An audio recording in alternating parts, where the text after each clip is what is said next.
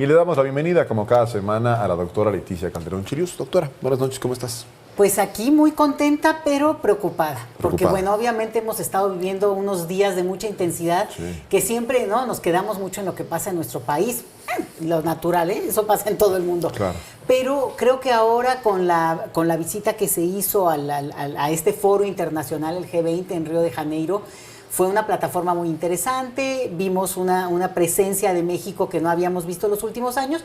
Yo sí soy mucho de la idea de que la política interior es una muy buena política exterior, porque en este momento hay a lo que presumir, ¿no? La doctora Sheinbaum fue a decir lo que se propondría hacer con un ejemplo de lo que se ha hecho, ¿no? Puedes decir esto ha salido bien, esto ha salido mal, pero hay algo de lo que hablar y eso a mí me parece que legitima mucho. Entonces a mí me dio mucho gusto que se haya hecho esta visita. No soy de la idea de que, digo, ahora sí que hagan lo que quieran, pero de esto, de volverse un agente viajero como en su momento Peña Nieto, ¿no? Qué cosa. Pero en ese contexto, vaya que pasaron cosas, Braulio, porque la escalada bélica que estamos viendo en el escenario de Ucrania con Rusia es muy preocupante y más allá de la cuestión meramente militar, es la parte, digo, que esa es la más grave, obviamente, claro. Ese es el extremo de la gravedad, pero el otro punto tiene que ver con toda la dimensión económica, el golpe a todas las bolsas en Europa y eso en cascada a otras partes, la pugna con China. Y fíjate que si lo hubieran mandado a hacer como script de película esta de Hollywood, no les hubiera salido tan fuerte y tan contundente. Están en medio de la cumbre y en medio de la cumbre empieza este intercambio bélico, este permiso de Biden, el todavía presidente de Estados Unidos, que de veras que deja digamos, va a dejar una huella tremenda en el sentido de cómo yéndose al final, deja esta bomba caliente, excesivamente caliente, vamos. Y en ese escenario, lo que tienes es esta escalada, lo que ocurre en Brasil, que hoy es el escándalo, ¿eh? El G20 pasó a segundo término por todo lo que tiene que ver con la detención de este grupo de sicarios militares, ¿no?, dentro de la milicia, que pretendían asesinar no solo a Lula, sino a algunos personajes más de primer nivel político. Entonces, es un escenario que se ha ido calentando de una manera muy fuerte y a mí me preocupa cómo baja, y ahí es donde te voy a aprovechar para vincularlo con una nota que se presentaba hoy mismo aquí en el noticiero, y es el tema que para nosotros es muy complicado, el migratorio con Estados Unidos. Lo es no solamente por la vulnerabilidad que tenemos por el número de personas de nuestra nacionalidad que radican en el extranjero, está en Estados Unidos, y los hijos y sus hijos, que ahí cambia la cosa, pero... Claro. Sino porque fíjate que yo creo, y lo sostengo, y ahora sí que se lo sostengo, ¿no?, que nosotros sí tenemos que hacer una lectura muy delicada, muy mesurada de ese tema, porque no basta decir que es muy importante la obra de mano mexicana, que aportamos mucho, que al final de cuentas es gente buena. Esos argumentos no pesan. El argumento que se ha logrado construir desde la narrativa estadounidense es de otro calibre, está en otra sintonía y no hace eco. Entonces, hablar desde esa perspectiva no va a tener una posibilidad realmente. Es que no es de negociar, es realmente de sentarse a ver en términos de pragmatismo total qué es lo que se puede hacer, porque no hay una forma en que ese discurso, que fue el que ganó en Estados Unidos electoralmente hablando, pueda entenderse desde nuestra lógica.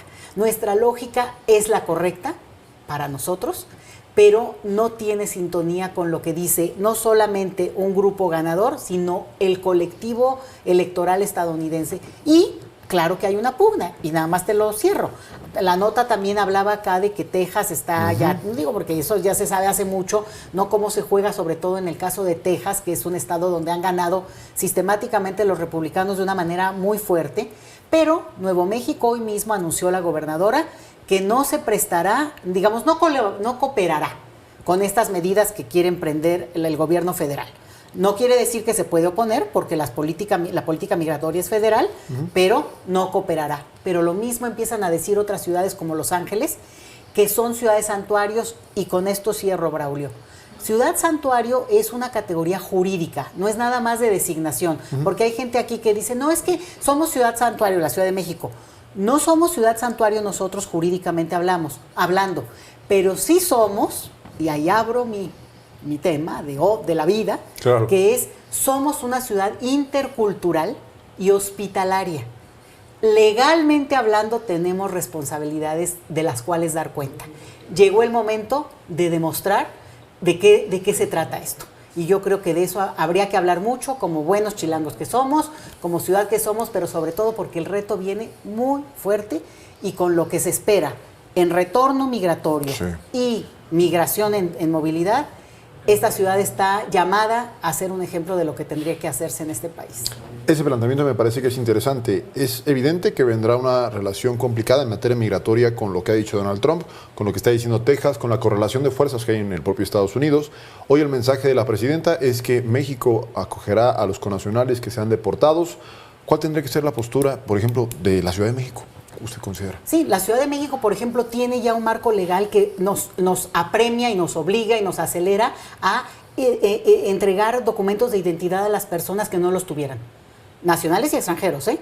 Ojo con eso. Y también, por ejemplo, una serie de cuestiones que no implican que beneficies a los extranjeros, por ejemplo, o a las personas en retorno, bueno, pues son mexicanos, o sea, no tendrían que tener ni siquiera problemas.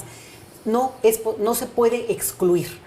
Y eso mandaría un muy buen mensaje, y lo hemos hecho, hemos tenido momentos de gloria, pero hemos tenido también como una baja en ese tema, y esto implicaría que las personas que necesitan los servicios, bueno, pues puedan hacer fila y no queden excluidos. Tenemos muchos ejemplos muy interesantes cuando la época del COVID, estaría bueno ampliarlo después y contarlo, para que también la gente sepa, porque incluso con los funcionarios, digo, yo he trabajado esto y por eso te lo comento, pero funcionarios de la Ciudad de México, que les comentas si saben de la ley de interculturalidad de la Ciudad de México, te dicen que no saben. Y la Ciudad de México es miembro de las ciudades, de las ciudades interculturales de Europa, ¿no? Entonces, ¿eso qué implica?